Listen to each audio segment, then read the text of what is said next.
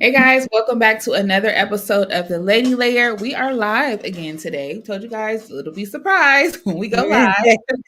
Surprise, surprise. Yeah, we actually have a lot to catch up on. I was not able to film last week, so my apologies. It's my fault we was not here. I wasn't feeling well, but I'm here today, so we're gonna catch back up. We're gonna jump right into it.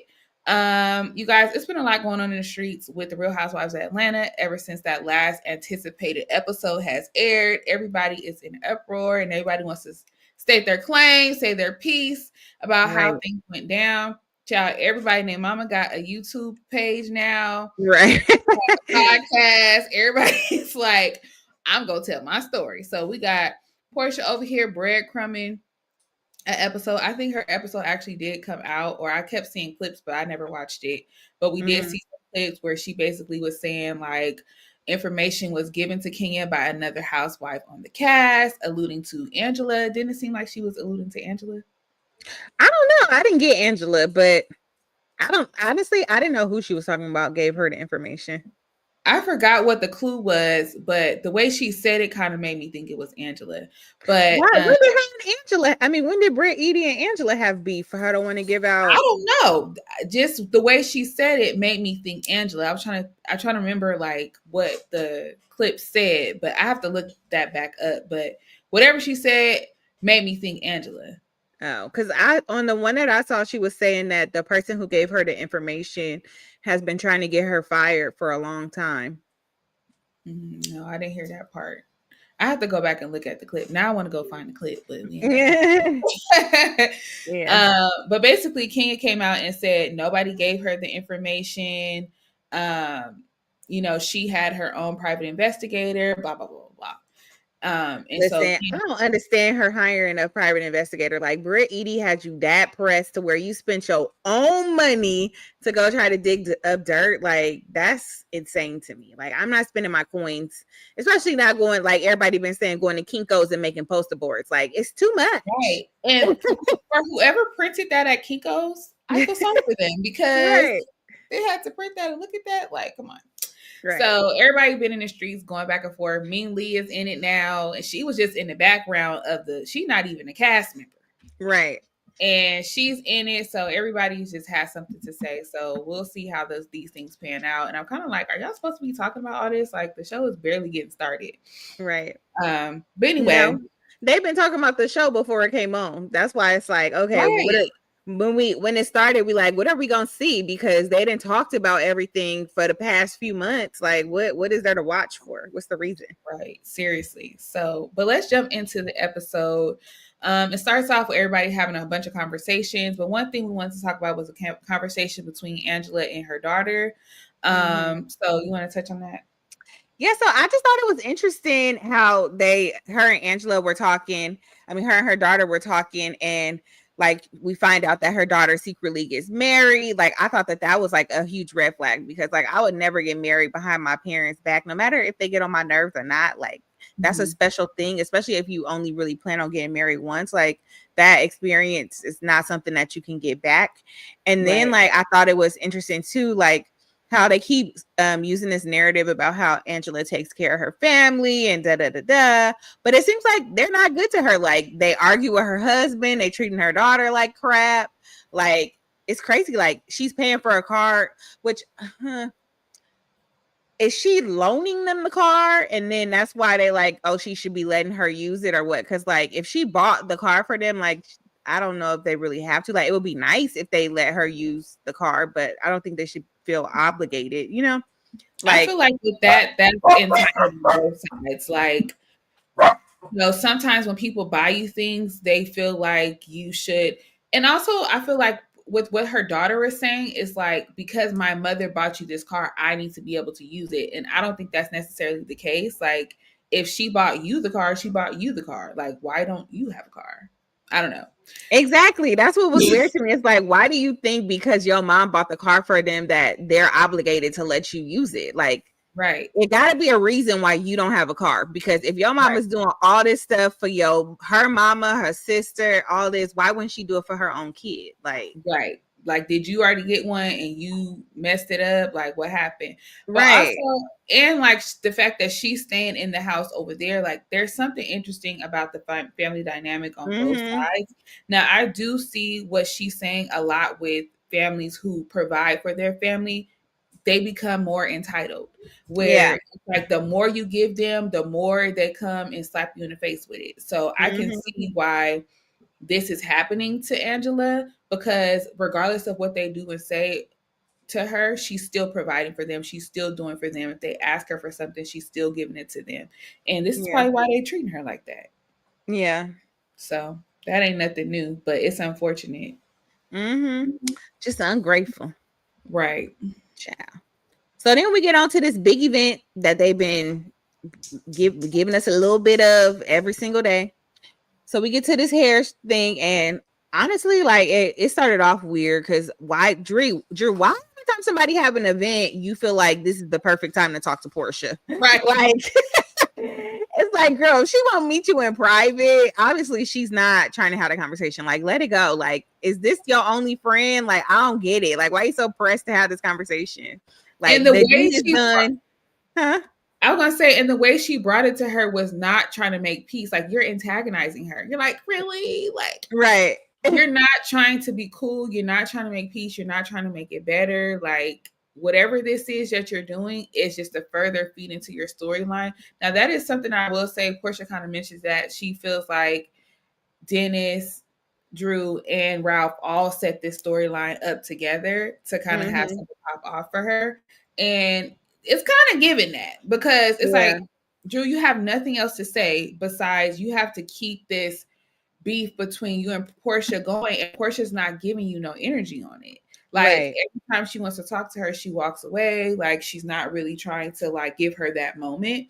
I think because Portia realizes like, oh, okay, so I'm your storyline. I'm not giving that to you. Right. You already got my baby daddy. You're not getting me and my baby daddy. Right. And then it's crazy too because, okay, so have you noticed how much Allison has been on this season? Like last year, they weren't even getting along. Like she was on like one episode, maybe two. This season, anytime they go anywhere, she tagging along. Like she's the muscle.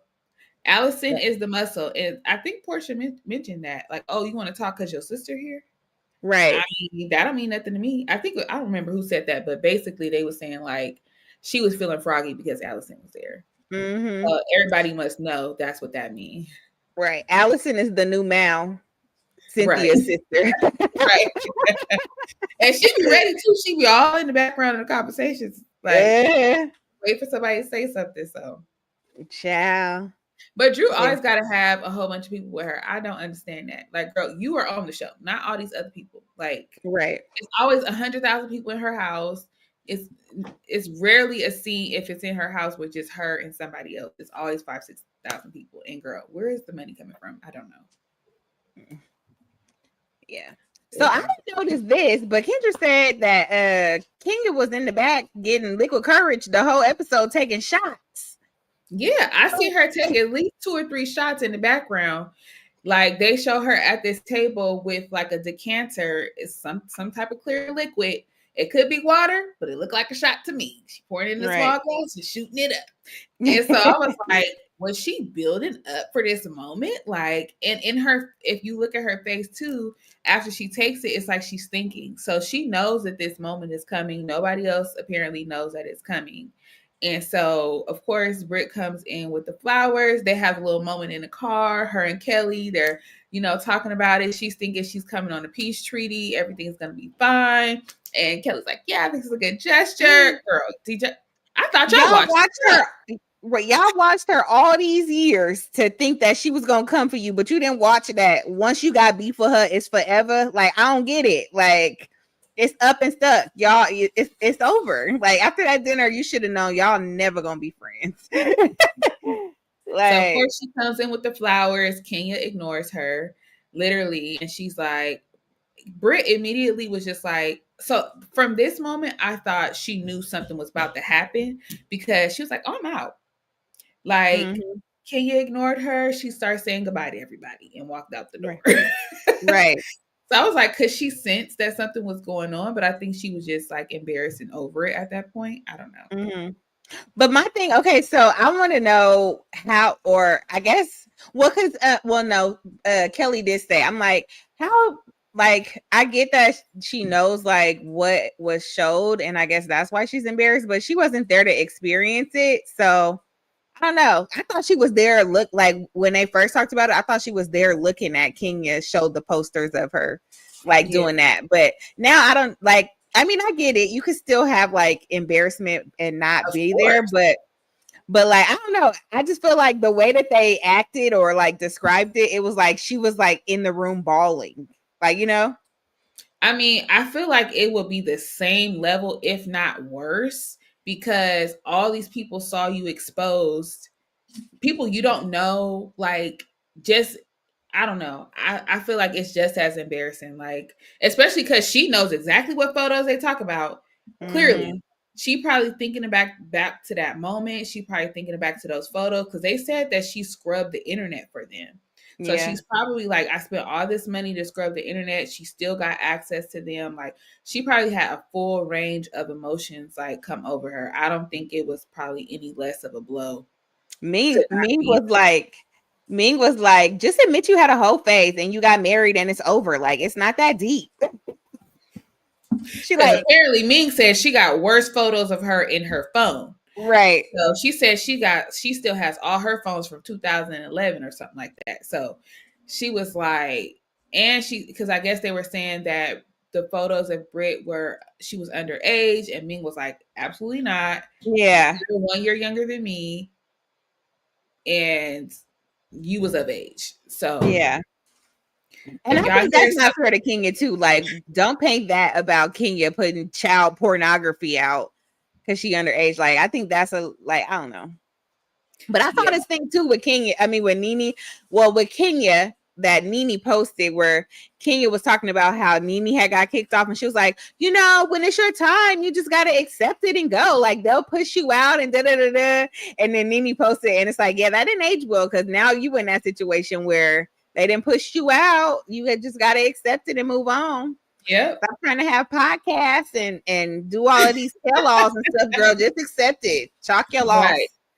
The whole situation was just confusing even for Kenya because it's like you cried last year about how they didn't highlight your salon and you're doing all these great things and they never want to highlight the positive things that you're doing, and here they give you the big, this is the third fourth episode in, and they give you the whole episode. Basically, we talking about you Mm-hmm. last episode, we talking about you this episode, all about your salon, shooting in your salon, and here you come and blow up the spot. Like you didn't take advantage of this big moment that you were asking for. You wasted it and made it all negative. All the press about your salon was negative. All of it. Yeah.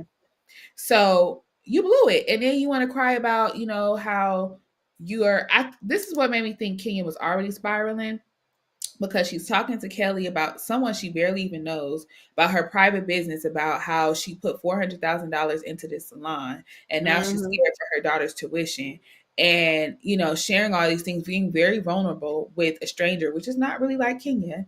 So it Yeah. made me feel like, okay, is she already spiraling? Like, what's really going on? Because if you're crying about that, wouldn't you want to make it great? Like, if it were me, I was telling Katrina, if it were me and I had all this information and this is what I wanted to do, I would do it at a dinner. I Right. wouldn't use my big day Right. to Well, highlight like this. they did with Karen. Remember how they had all that tea on Karen at the when they was on vacation? They sat down at the dinner at the table. They showed blue eyes, all that. Yeah, do it at an appropriate time amongst the girls. That's another thing I didn't understand. You're talking to the people in the audience like they were there at the dinner the previous week. Like Mm-hmm. they were not there. They don't know y'all's history. You're like, this girl Yeah, tried it to. was awkward. It was so weird. And then you're pulling out poster after poster. The first poster was enough. Right. Maybe the This second one. Because the that first one last was shade where she was just showing all the surgery she had. Like, okay. I don't even Yeah, what was but the I second mean, one? what was the second? I thought that was just two. I don't know. No, she did 3 posters. Well, I was talking about the one with all the surgeries, and then the Oh, okay. I feel like that was enough. And then it's like you go to that, and it's just like, okay, at that point, people was sick. They was already like, Kenya, that's enough. She done told Shamia to shut up, and what she called her, something, cussed her out a little bit.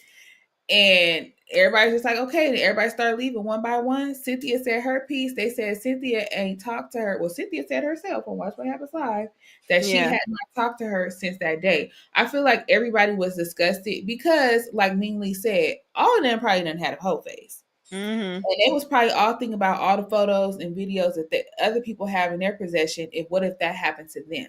Yeah. But honestly, so the whole Cynthia thing, I don't really like that. Because I don't like that she didn't talk to her, hasn't talked to her. No, I don't like Kenya supposed to be your sister, your dog, like all this stuff, and you gonna just drop her because she made a mistake. Like, I think it was good that she talked to her in the moment, but like, if y'all really have the relationship that you say y'all have, she deserved a conversation afterwards. Even if the conversation was, you know, like, what you did is something I can't get past. Like, I don't think we should be friends again. Like, she should at least should have gave her that. But to just not talk to her at all, she said it at the thing. She was like, you know, I don't like this, whatever. We'll talk tomorrow. And then you just never called the girl. Right. Yeah, I don't like that either, because I'm sure other of Kenya's friends had, you know, talks with her, whatever. And I think Portia even said she told her that she didn't agree with it and blah, blah, blah. But her and Portia's on the outs right now, clearly. Right. But I don't get either, because Portia is not saying anything negative about Kenya. She, if anything, she's like, I ain't gonna say she's supporting her, but she's not saying anything negative. All she's doing is telling what happened on the show for the most part. Right. I think where they are now might have something to do with the fallout at that time too, though, because I don't remember Portia like going and advocating for her for real. And she's all buddy with Britt now, and like a lot of things, they say a lot of things changed throughout the season. So people that would start off as friends are no longer friends. People have swapped friend groups. Like, it's a whole lot that happens. So. Yeah. And Britt, I saw something that she posted today about Kelly, and she was like, you know, I just feel like if we had the relationship that you claim that we had, like, it's one thing for us to not be friends, but for you to go and like say that what Kenya did wasn't right, was okay, and like I deserved it. Like, I can never understand that from somebody who used to be my friend. And I agree. I'm like, on the show, you was so disgusted and like you didn't want to have anything to do with it. And now because y'all not cool, it's okay. Like, that's weird. Yeah, that means you was never my friend. Right.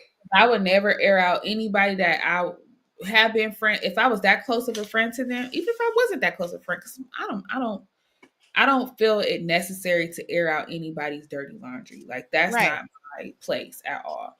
But and my opinion of what happened wouldn't change regardless of if we're friends or not. Like, if I thought it was wrong then, I'm still gonna think it's wrong even if we aren't friends.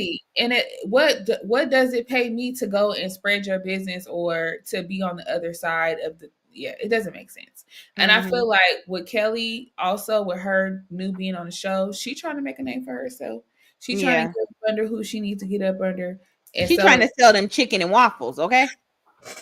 You guys, really quick, I have to say, my son is here and I'm like doing this at the same time, and he got really quiet right now, so I need to go check on him. I will be right back.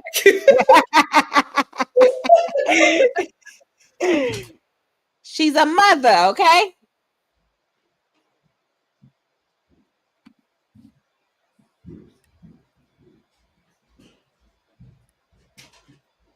Okay, he's okay. He might come in here clapping, but he's okay.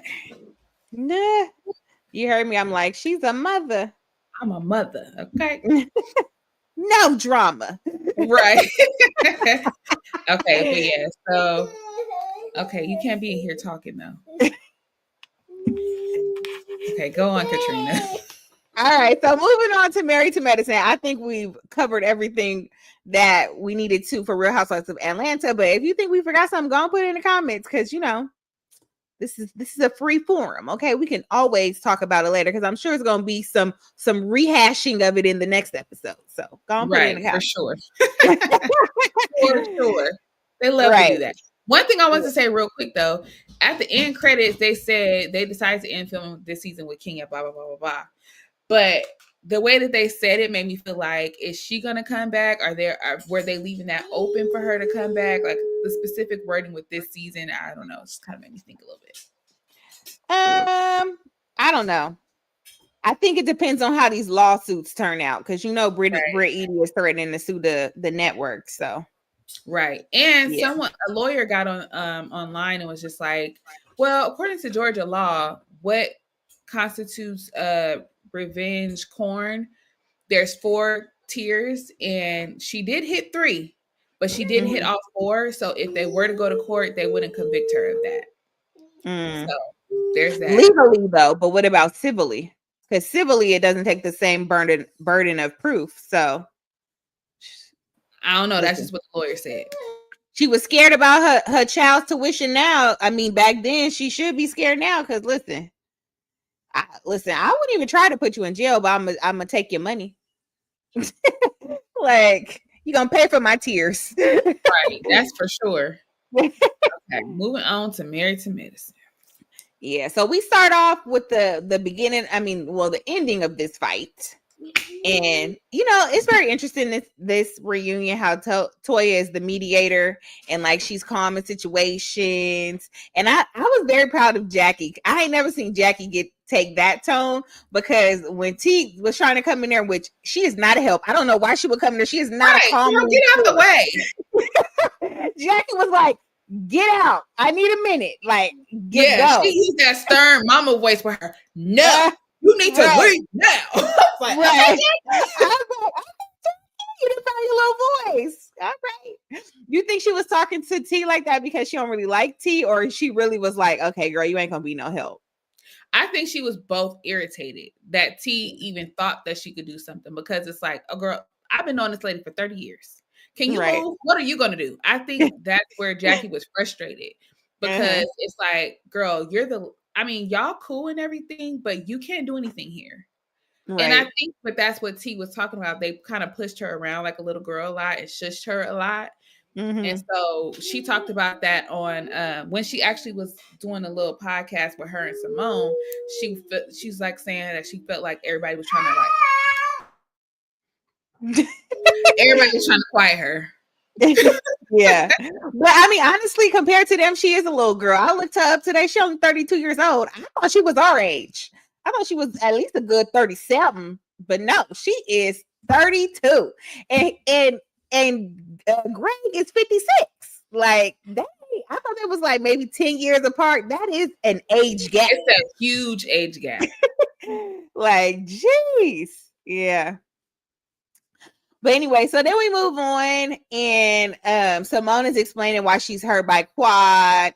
And like, so I wanted to save this for the podcast, because look, Simone wanted for her to have a better relationship with Quad, and she wanted Quad to trust her and talk to her and build this friendship. But like, why don't Simone see that, or why doesn't Simone think, hey, maybe Quad already saw in me that I'm not a loyal person? Because if anybody that feels like, because I'm not hanging with them, or I'm not telling them my business enough, so I'm gonna go and hang out with the ops or bring the ops into our circle, is not my friend. I'm never gonna tell you nothing. Okay, like you're not helping or changing anything at all. Yeah. Yeah, so I'm like, there's no way. I'm struggling. I'm fighting for my life right now. There is no way that Simone really thought that Quad was going to try to build a friendship. I feel like Simone should just chalk the friendship up as a loss, because if I were Quad, I could never trust you. Like, I'm never going to tell you my business. You will always only get the surface with me. And right. I agree, but I feel like that is why Simone treats her Quad the way that she does, because for whatever reason she want to be her friend so bad. But for somebody that want to be friends with somebody, you don't act like a friend. Right. Every chance you get, every season, you do on me. Every season you find a way to get into it with me. So it's like, if you're not mad about this, you're mad about the other thing. So it's like, what am I supposed to do with you? Right. Like, at this point, if I was Quad, I wouldn't care. Girl, do whatever you want to do. We will never be friends, and I'm okay with that. I'm friends with the people that are friends with me. I'm friends with the people that I can trust, that don't try to be conniving and talk smack about me behind my back. Those are the people that I care about who's the friendship. Like, yep. I agree. And I feel like that's where Quad is at this point. It's like she know what she getting with Heavenly. Okay. Her and Toya, they go back and forth, but at least her and Toya have like real conversations. Neither one of them hold back when they talk. They tell and I feel like too when Quad apologized to Toya, Toya accepted it and moved on. Yep. She didn't hold on. And Simone don't do that. Quad can apologize to her a million times. Right. A million times. And the first time Quad do something that Simone don't like, instantly everything is back to where it is. Back to the sister circle. Like, right, this was 5 years ago. If you don't let it go, like, oh my God. It's insane.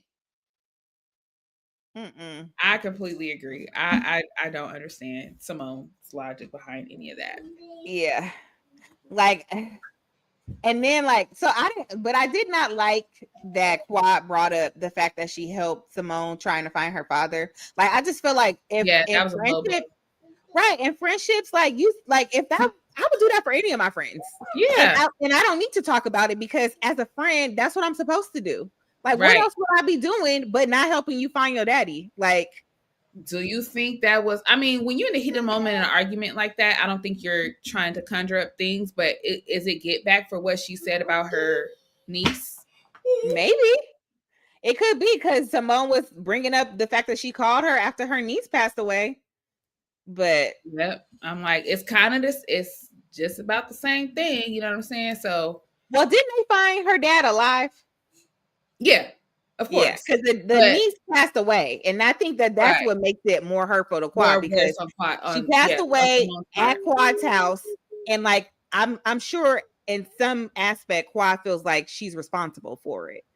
Right, for sure. I'm not saying like that. I'm just saying like we both was there for each other in a vulnerable moment. Like, right. And I feel like that's why maybe Quad brought that up. Like, yeah, but they should be. That's what friends do. Exactly. I know that, but they acting like they don't know that. Right. And like, as a friend, I'm never going to bring up what I do for you because that I'm your friend. Like, I'm supposed to. I don't get points for being a friend. And if you're going to bring it up, don't do it. Please don't do it. Because it's not. If I got to hear about it again, don't do it for me because I wouldn't do that. It's not sincere if I got to hear about everything that you did for me. Right. Like, I completely agree. I would rather struggle. Like, hell no. So anyways, so then Andy asked Greg if he regrets the way that he talked to Tisha, and of course he says yes. I'm sure that they had talked and said that he needed to say that he regretted it or whatever. But like, honestly, do we think that Greg ain't gonna do it again? No, like, he did it the same day, I'm sure. Right. I think he doesn't like the way people talk about him online. So he's going to say whatever he needs to say to kind of smooth things over and make himself look better. And clean up his image. And she probably told him too, like, you need to make things right because this does not look good. She's willing to put up with whatever because this is the life that she chose. But she doesn't need the world on her back to tell her that she deserves better and she doesn't need to be, because she knows what she got herself into. Right. Child, I knew she was going to accept anything he gave when she congratulated him and said that he sounded good on that song. When she said, baby, that was good after he started singing that song, I said, oh, she going to take anything he gives. Like, girl, because the way she was sitting up there when he was performing at the end, like, right. Girl, you are so fake. If you can't be, I looked over at my husband and I said, babe, I love you to death. I said, and I support you in everything you do, but I would never let you get up and embarrass yourself like that. You can cuss me out. I don't care. Like, I would never let you get up there and embarrass yourself like that. Right. I was talking to my dad and he was like, so you wouldn't tell your husband he did a good job? I said, no, I would be like, babe, don't do that no more. Don't. It's okay. Like, you a successful doctor. You don't have to be a singer. Like, it's good. Like, what are we doing? What are we doing? He would have never made it to the stage at all. Right. But yeah, I don't know. They are a mess. Yeah, he's so embarrassing. I the backwards hat, the changing of the shirt, like the whole thing is just so cringy. I'm just like, oh, girl. Yeah. But I guess that's what comes with being with an older man, maybe. Maybe. I I hope mean, I guess that's when what you're with my an older dad. man, you My dad is definitely will be willing to accept some things. But I feel like in any relationship, you're gonna accept some stuff that most people gonna look at you like, exactly, girl. exactly. Yeah. It's got to be whatever you could deal with. Right, exactly. So yeah, apparently she could deal with bad singing about his ex. Cause like listen, first of all, the fact that it sounds terrible would be the first straw. Then the Right. second straw is you so pressed about Quad that you're gonna make up a whole song about her. That's the And part sing that would it, have blew me. right, and sing it multiple times. Record it even. Like if you just needed to get it off in a studio that one time, fine. But you recording it, you doing special performances with my face on your shirt, like it's too It's much. weird. It's all very strange. Yeah. And even like the way he was responding when they were at the at the bonfire or at the beach, wherever they was at, that little circle thing. Uh, Mm-hmm. that would have been a lot for me too, because it's Yeah. like you shouldn't have this much emotion behind her still. Like, Yeah. why is this getting a rise out of you? Right. Yeah, that would have threw me It's off. it's very much given that he still wants her. Like if Quad told him let's get back together today, he would do it. And Yeah, I but just he want was. I want Tisha to get out of this cloud because you so delusional that you think that Quad is still wants your man, but it's definitely the opposite. Like And he probably want her even more now because she's fully self-sufficient and independent and making all this money. And he right, probably was thinking if I was still with her, I could probably retire right now. Like, right. Now I got to pay for this woman. I got to pay for IVF. Her uterus is toe up, so we got to fix that so I can have the baby she promised me. Like, and here's the thing with that. Like, she was talking about, I don't know if it was on the show or on a podcast where she was talking about how she's waiting on the VA to uh clear the money for her to get IVF. And I'm just like, wait, why? they using taxpayer dollars for IVF, and my own insurance that I pay for my job won't even pay for it. I got to pay tens of thousands of dollars, and we paying for the VA to get the Now IVF. listen, I'm here for the VA providing people that need the funds to because what she was saying too is it's like $14,000 each round, and some Yeah, people have to go to through 3 rounds to right. even make it successful. So I understand the VA supporting our veterans, they fought for our country. I'm here for it. But also, I do think it should be available for everybody else under insurance as well. I'm not negating that. Right. But I I'm not agree. So going to that's take what I was away. about to say. But I'm not going I to take think it's away awesome from the too. But veterans. Yeah, I'm not going to take away from. I'm just saying. I'm not saying that. yeah. Don't get me No, on but camera saying that. I didn't say that. no. So look, I agree. I think that the VA should 100% help her. Yeah, we're gonna But clear I that also up. think that because it's with taxpayer dollars, like why everybody can't get that? Like, that's But all what I'm I'm saying. saying is, she got a husband that got the money. Right. So why is he making her wait on that money? I don't know. Well, listen, it's Greg. Greg is the one who kept talking about how he took care of Quad and all of this stuff. Like, he is not a giver. Okay. He's not that guy. Right. Yeah. But listen, if I was a VA or a veteran, I would be using them benefits up too. My kids would not pay for college. We would be using that GI Bill. I don't care how much my husband make. We about to use all these benefits. Okay. And that's what she's saying, but it's taking longer than anticipated. So she's like, she kind of needs that process to speed up so that she can get on a good foot with what she got going on. Yeah. Because time is a ticking. Yeah. But she is still young though. So she do have a little bit of time to, I think he pushing her on that time. Yeah, because he old. Mm-hmm. Yeah. I wouldn't want to have a baby at 60 either. No, because when you put it into perspective, like Simone was saying, he's gonna be 80 at the kid's graduation. It's like, right. Ooh. Have you seen that little reel where the lady's like, it's like when you have a baby at 40 and you like when I go to my baby graduation, they're gonna be like, is that your grandma? And you're gonna be like, no, that's my mama. Oh.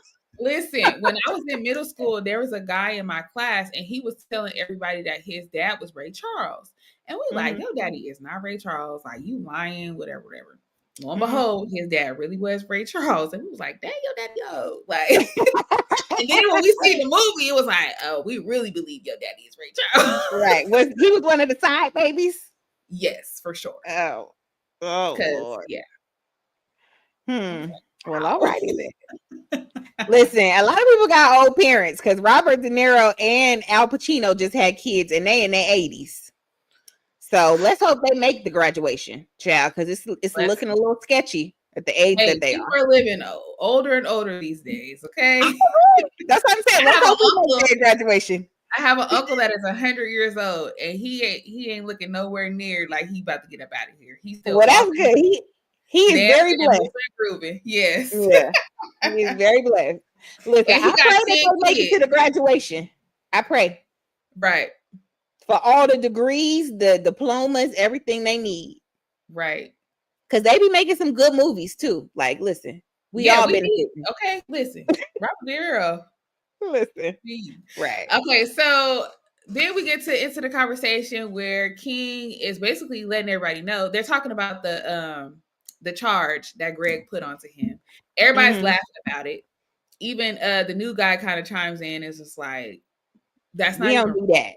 It's not a real thing. Like, you know. Right.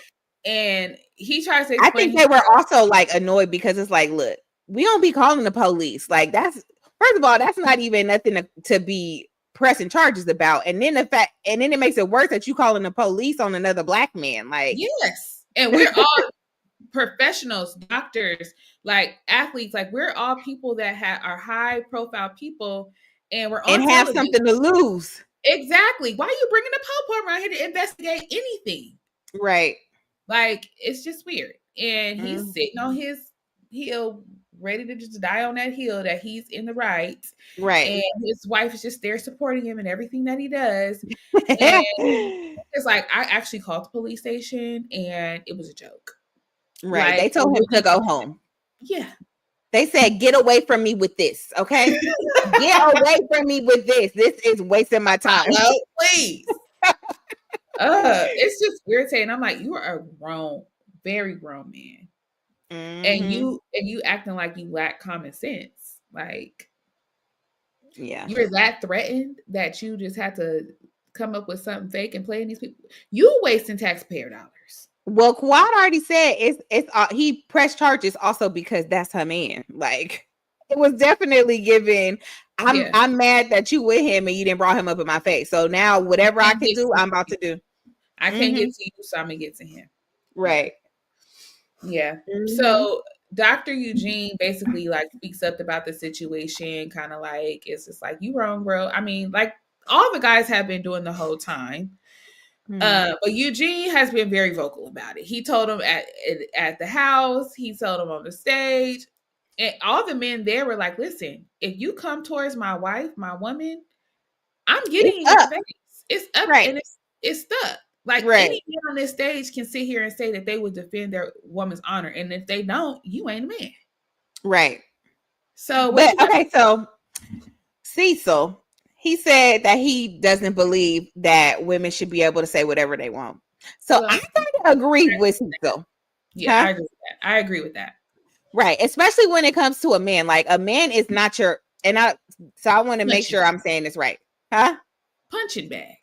Right. A man is not your punching bag. And like, it's like, if you want to say whatever you want to a woman, like, y'all could box it out. But like, a man is not able to defend himself the way a woman can. So when you say stuff that's like provoking and just like offensive, like, you can't be mad at them using their words to get back at you. Like, you know?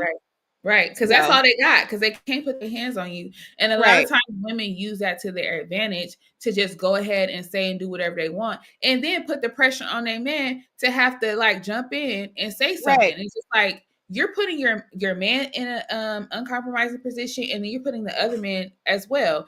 And it's just like, if you have an issue with the woman, keep it with the woman. If you have an issue with the man, go tell your man and bring it to the man. Right. Because then we're on an even playing field. Right. And that's what I like about what King said, but I don't like that King said that Quad can say whatever she wants. I feel like that's where he messed up. He should have said, look, if you got something that you don't agree about with Quad, bring it to me. And Yeah. I will tell Quad if she got something that she's upset with you about, then she could bring it to me and we can handle it as men. But no, I don't think that he should have been telling Quad to say whatever she want to say. No, especially not that. Now, I think he was trying to say it like, I don't care what she say. Right. You don't never approach her in the way that you approached her. Like, not she gets free reign to cuss every man out on the earth. Like, that is completely wrong. Right. But yeah, those are two different things. Yeah, but nothing that she got to say should ever provoke you the way that you to come at her in the way that you did. Not especially not in my presence, or if I have anything to do with the situation, because I'm going to press you. And don't think that it's between me and her. It'll never be between me and her now that I'm in the picture. I mean, you and her now that I'm in the picture. And I think that's what all the other men is trying to say too. Like, listen, sometimes we do have to pay the price for our wives' mouths. And that's just, nobody is perfect, but at the end of the day, no woman should be using that to her advantage to say, I'm gonna say whatever I want. My man's gonna handle it. Like, that is so childish. Yeah. Greg's response to when he felt like Quad was being offensive should have been, King, get your girl. Right. That's it. Pissed him off. I mean, but look, I'm not saying anything attacking towards your girlfriend. You told me come to you. Look, I don't like that. Get your girl. Yep. Period. Put a muzzle on her. Right.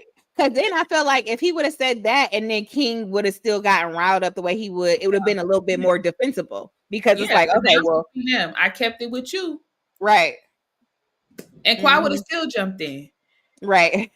Because that's the hard part about it too, especially T the same way. You say something to him, it's like you saying it to her.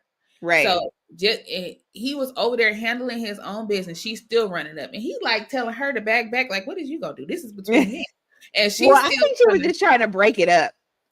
She looked like she was ready to fight. I think she didn't want King to fight, so she's like, "Let me hurry up and get over here and grab him," because she probably knew Dr. Greg is a B. So if King puts his hands on Greg, he's gonna go to jail because he's that petty. Right. Yeah. So then they get into Dr. G and Damon going back and forth about who, or is that what it was? I forgot. Yeah. So Dr. Damon and Greg were arguing because Dr. Damon was upset that Dr. Greg did not defend his character when they tried to say that he was cheating. And Dr. Damon was like, you know how close we were, and you know my character. I've known you for a long time, so you know I'm not out in these streets. I'm not cheating on my wife. And Dr. G brought up the fact that he just lets Heavenly say whatever she wants to. Heavenly is calling him the P word and tweeting all of this stuff, and totally Dr. Damon doesn't say anything. Right. Yeah. So yeah. And so I'm saying that that's the same thing. No. Yeah. Because Heavenly, she's just out of control when it comes to her mouth and social media. She just says whatever. She doesn't think about any consequences. And of course, Damon is like, I do correct her when she's wrong, and that was wrong. But she ain't gonna stop. Right. It's just, I don't know. But that was dead wrong. You don't throw out other accusations like that you don't have proof of just because you just pissed. Right. Like, that's not okay. That is terrible. That's damaging. Like, he low-key could probably sue her for defamation because that could damage his business. Like, if I had a child and somebody said that was what his doctor was, I wouldn't send him there anymore. Like, that would be the end of that for us. So do you think they're gonna bring Mimi back? Yeah, I think she was a good addition to the show. Yeah, I agree. But I don't like how I don't like her trying to diagnose everyone. Like, I just want her to be who she is. Like, take off the psychiatrist hat and just they keep asking her to, though. Why they ain't asking Greg? I don't know, but if they keep asking her, she's supposed to say, no, I'm not going to do that. I mean, she could, but if they keep asking her, and she should be like, Andy, you need to pay my hourly rate, babe. I'm not here to diagnose your staff. Right. I think it would be different if she was just walking around saying but they keep asking her. Heavenly done hired her. Heavenly what I'm supposed to say, girl? What do I say? But the cold part is Heavenly been on in her closet more now after the reunion than I feel like she was before, talking about everything. Like, so she ain't learning nothing from Mimi. She just be popping off at the mouth, just looking all kinds of crazy. But that's the wrap on that season. Right. Listen, I'm okay that it's over too. Like, I feel like it was a good season. I'm happy where they ended it. Like, I definitely think that they should switch stuff up, especially now that they have Mimi. Like, I wouldn't be sad to see certain people on the cast go. Right, but they're never gonna get rid of Simone, Jackie. I want Simone to have a pause though. Yeah, she needs to regroup. It's like, girl, especially the fact that she was like trying to make Quad feel bad about leaving Greg when Greg was like abusive. Like where is you are in La La Land? Like, yeah, I don't understand it. I feel like she needs a little break, but she's the producer's puppet, so she ain't going nowhere. Yeah, she ain't going nowhere. That's why I said her and Jackie sitting in their front seats every season is crazy to me. But I don't especially Jackie, because she ain't got no storyline, and we don't know nothing about her husband. Ever since that dang on affair, I don't know nothing about her husband. What is his name? Right. Is that Cecil? That ain't Cecil. We got Cecil Curtis. It was 2 C's. All right, y'all. Let's move on to Real Housewives of Beverly Hills. We are at the reunion again. This is the final one? No, there's one more after. No, there's one more. So I don't understand this. I keep seeing in social media, everybody trying to attack Bose, and like everybody's taking this stance about, oh, Garcelle, they just attacked her. Whoa, it's Garcelle. Oh my gosh, this is so horrible. Like, what did they do to Garcelle besides hold her accountable for the things she actually said? Like, they're not making up anything extra. They're literally like, Garcelle, you said this. This is how I feel about it. And Garcelle is like upset. Like, only you can talk about what offends you. Like, it doesn't make sense. She knew it was coming because when her and Sutton had their conversation, Sutton's like, oh, I'm going to get the heat. And Garcelle's like, I'm going to, be in the hot seat. Like, she knew the stuff that she said on camera and in green screen was going to come out. Yeah.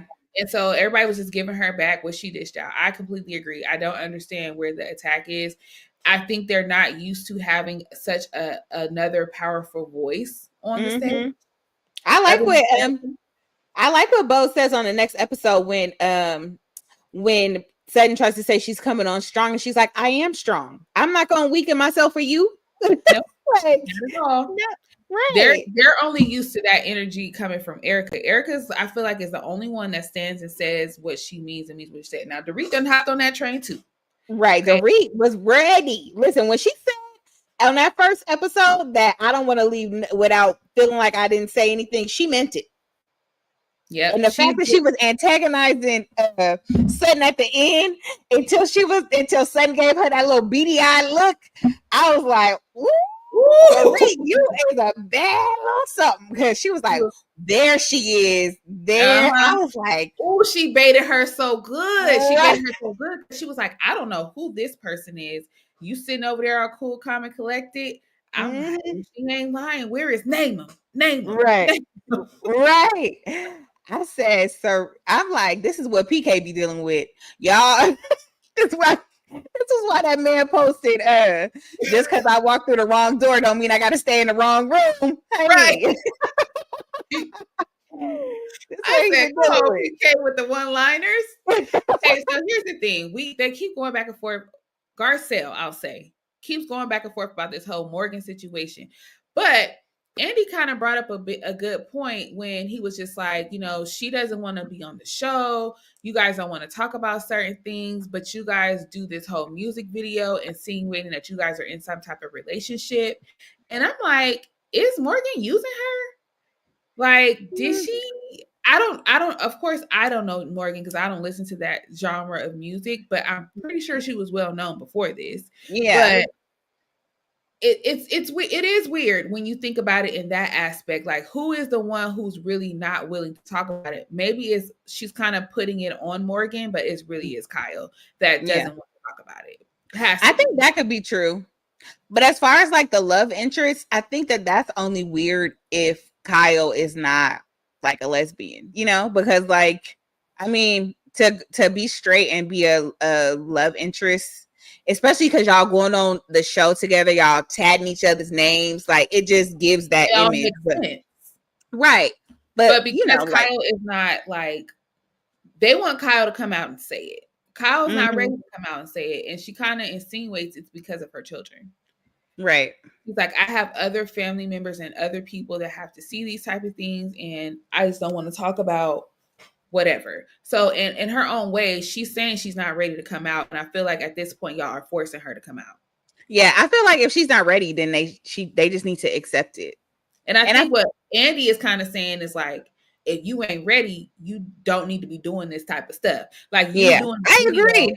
basically coming out and then Mhm. saying you don't want to come out is not a good strategy. Like Yeah, to keep but things private. I'm honestly surprised that Garcelle isn't getting as much black backlash as I would have thought she was, especially since she's trying to out her and she keeps saying I don't want to talk about it. Like, you know, She like, told you off camera, she told you on camera. It's like what right. more at this point you are forcing her. Yeah. Yeah, I completely agree. Mhm. So I was gonna say this too. So when Sutton got into her beady eye rage, I feel like she did it because Dorit played in her face and said that she lives on the main road. Like I feel like that pissed her off.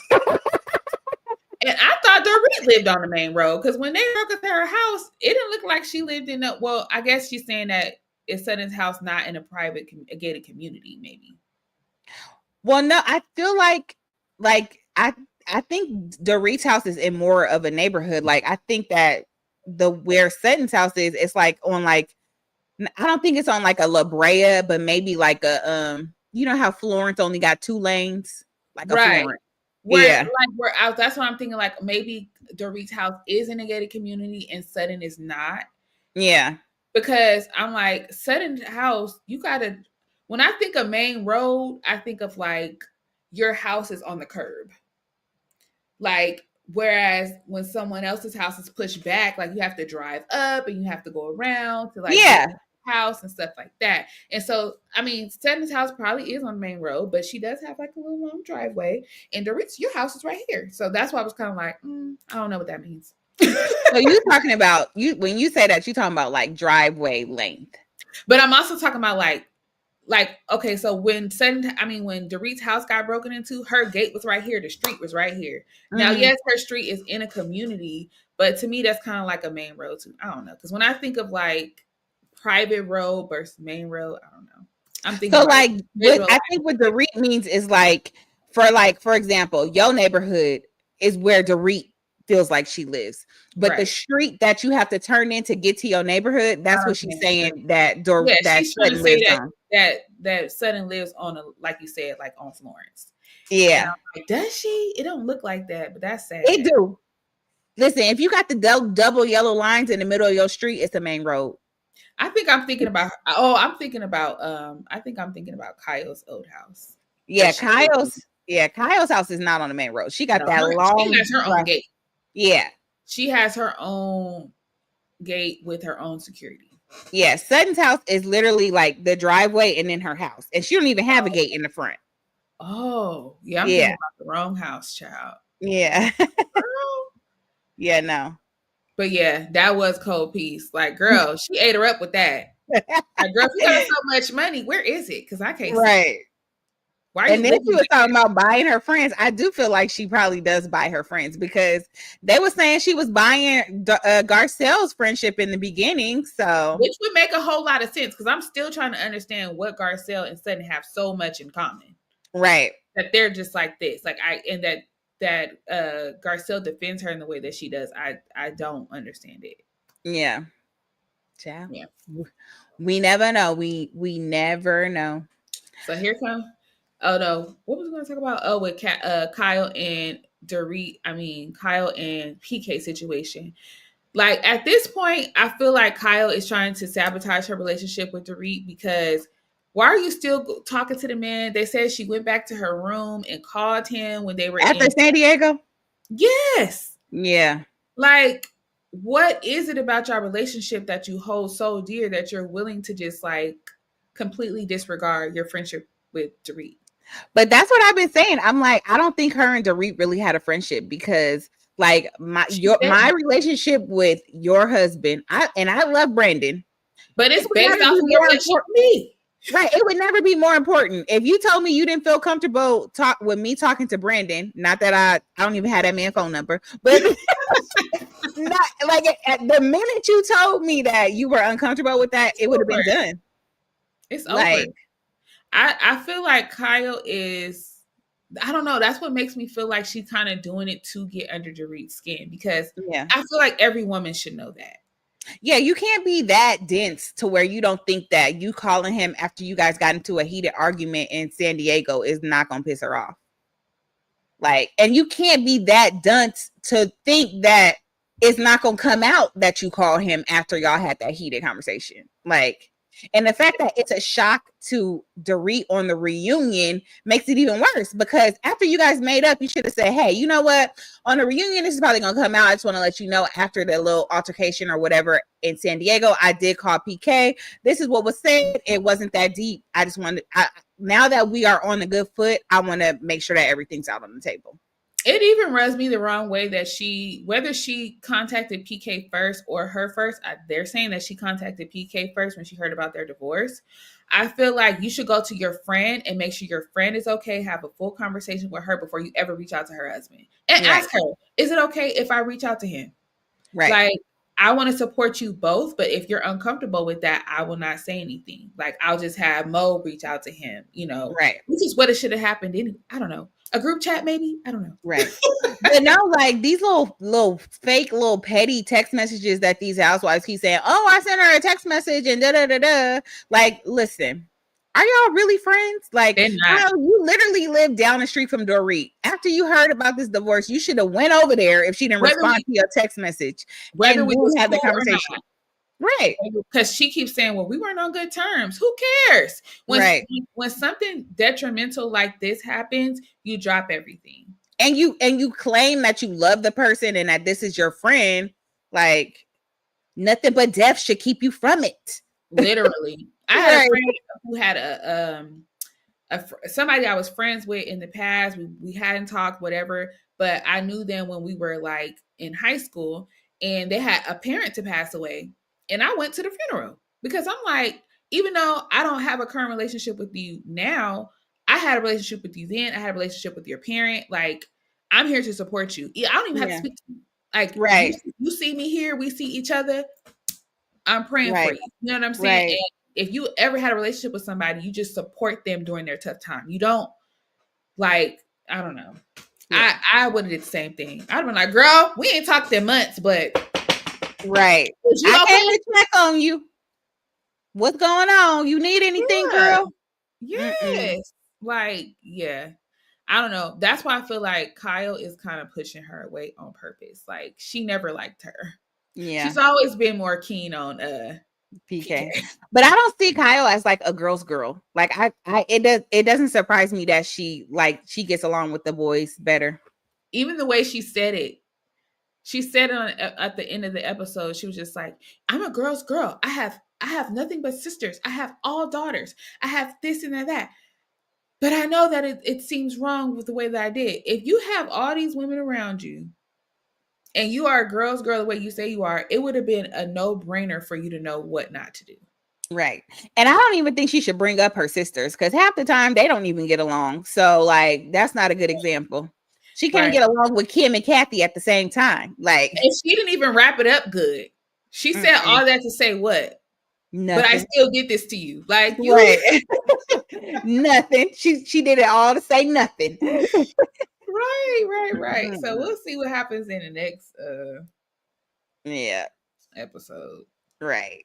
So let's go on and move it on down to Summer House. Yes.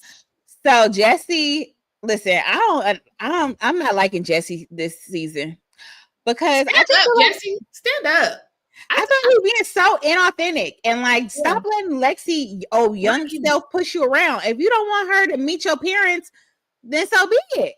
He needs to man up because I completely agree with you. Like, and Wes is like, bro, who are you? What are you doing? Like, you came Right. here to have a good time. You clearly came here to have a good time. Because as soon as she is out of your sight, even when she's in your sight, as we saw this episode, you talking about you look for me because I can't look. You are dying to be a single man. Right. You do not want to be with Lexi. You do not like her like that. Like, just tell her, like, look, I'm I just think looking for a that's the summer problem. fling. This is way more serious than I anticipated. Like, I I think don't. that's his struggle, though. I think he does like her like that, but he also wants to be outside. I think he really likes her. I think that he thinks she's beautiful. I think he's into her, but he's also still wants to be outside. So I feel like he does think that she's beautiful, and Mm-hmm. I think he wants to sleep with her. I don't think that he wants to be with her. And I feel like in I'm not his saying he want to be in a relationship with her. I think he likes her because you said I don't think he like her like that. I think he likes her like that. I think he would like to spend time with her, but he would like to have both.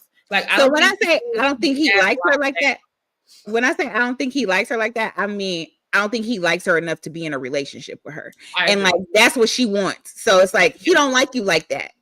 So like, He girl, don't I like need you enough to like lock down everything because that's what right. he and that's what he's showing too. It's like you are constantly looking the other way. You flirting with Sierra, like you wanting to look at other girls in her face, like.